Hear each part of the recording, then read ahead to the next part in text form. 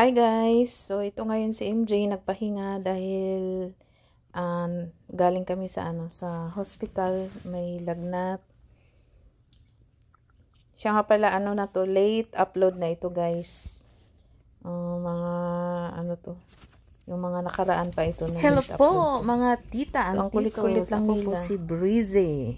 Ayan, ang kulit-kulit. Ako po Lalo isang na si makulit at Kadli, matalino. ang kulit. Ako yung panganay sa lahat. Hi!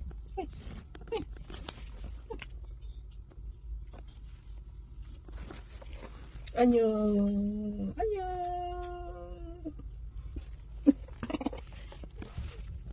Kadli. Ay, may po. Ayan po. Masarap matulog. Tulog na tulog sila. Lagi silang natutulog. Ang tulog nila ay daytime. At ang playtime naman nila ay guys. Kaya baby na sila. So, pero ang gali nila. Sila lahat nagtatrabaho. So, alhamdulillah. Daddy To God be all the glory. Ito na yung mga, kung nakikita niyo yung mga previous vlogs ko na naglilinis ako ng mga refrigerators, washing machines, at mga aircons, kung ano-ano pa. So, ito na pinapadala na namin. Ready for shipment na siya. So, inshallah, makakarating siya ng maayos. Inshallah.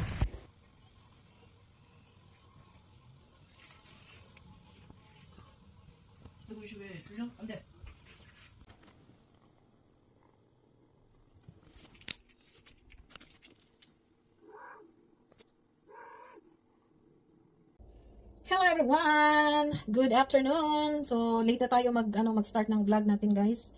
So, update lang. Ano pala ngayon? Today is Tuesday. It's March 12 na. At saka, ngayong araw pa lang nag-uumpisa ang Ramadan dito sa Korea. Yung sa Saudi kahapon nag-start. Ewan ko lang sa Philippines kahapon din. So, sana, may Allah accept all our prayers and the good deeds, inshallah. So, Ramadan Karim, Ramadan Mubarak sa lahat. Good luck sa atin, inshallah. Yun, ka-start ng So, madaling araw na tayong gigising ngayon. At saka, mga 3:30 ng madaling araw. Gising na ako kasi magpi-prepare, maliligo, ganun. So, ngayong araw pala guys, pupunta ako doon sa, yung Pinay na kapitbahay namin dati. Yung Pinay na yon, busy kasi siya kasi magaling siyang mag-massage therapy. Nagtatrabaho siya sa massage center. Nagkataon ngayon na 1 month daw siyang naka-leave kasi may inasikaso lang siyang mga importante. So, kaya nagme-message kasi ako sa kanya. Tapos nag-reply siya sa akin. So, pupunta na lang ako doon sa kanya kasi magpamassage. Kasi, ang sakit-sakit talaga. Naka 5 session na ako ng therapy sa orthopedic. Kunyari, isang araw, medyo okay siya. Wala akong mararamdaman. Tuwang-tuwa na ako kasi okay na. Pagkabiglang pagkagabi na naman, ayan, sumusumpong ang sakit. Parang sinaksak ng kutsilyo yung likod ko. Kaya minsan umiiyak ako, kaya ngayon, sabi kasi sa akin ng nurse, mas maiki daw yung ipamassage ko. So, dati naman nagpamassage ako, pero yung sports massage, parang hindi siya tumalab. So, okay yun kasi Pinay, imamassage niya ako, at saka sabay hilot na din dito ba. So, sana gumaling na siya kasi, sobrang sakit at talagang, sobrang sakripisyo ng nagawa ko, mga 3 weeks na. Halos, pag, sa gabi nagha-hotpack ako, pag wala akong hotpack, hindi ako nakakatulog talaga. So, yun, sobrang sakit. So, Ramadan Karim sa ating, sa lahat ng ating mga Muslim brothers and sisters. Good luck.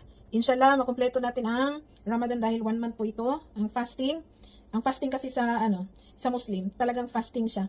Hindi ka talaga pwedeng kumain, hindi pwedeng uminom ng tubig. Pagka, pagka nag-open fasting na, doon ka bumanat kumain. At saka, okay lang. Sana i-guide tayo ni Allah na makayanan yung isang buwan. So, yun lang ang update ko guys. Hindi ako sure kung makapag-video ako doon kasi last time nung nagpamassage ako sa kanya, ayaw niyang pumayag. Hindi rin pwedeng magpa-video kasi nakahubad ako talaga eh. Update ko na lang kayo mamaya kung ano yung mangyayari sa massage ng aking buong katawan at ang aking frozen shoulder. So, ingat po kayong lahat guys. God bless. So, ayan na. Tapos na tayong nagpamassage. So, 3 hours talaga ang pagmassage sa akin kasi whole body hanggat sa mga paa ko, lahat-lahat, mga fingers, foot fingers, lahat. Inayos niya pati yung liig ko. Kaya sobrang sulit, ang ganda lang sa pakiramdam. So thank you Cynthia, Sherte. Shout out sa'yo. Thank you so much. السلام عليكم ورحمة الله وبركاته.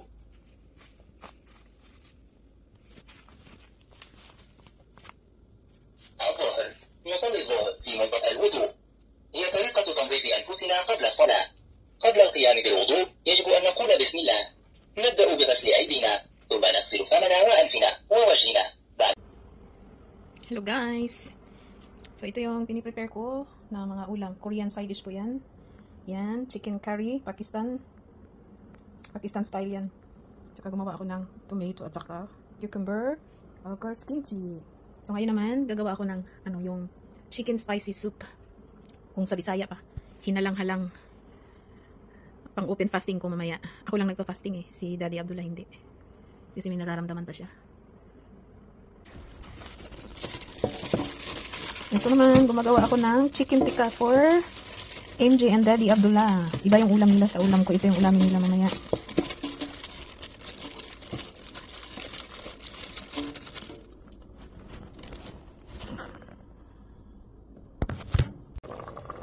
Mauna ni akong halang-halang. First time na ako nagluto sa halang-halang.